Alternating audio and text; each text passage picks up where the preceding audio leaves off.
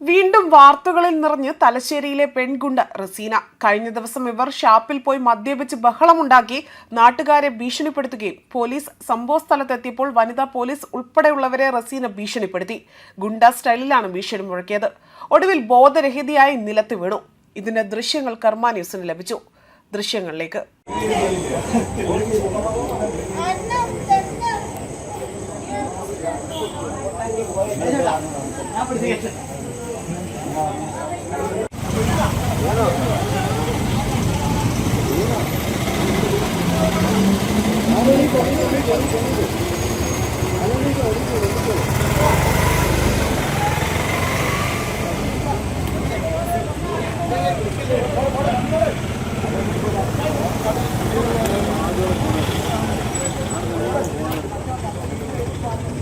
എനിക്ക് തൊടാൻ നിൽക്കണ്ട.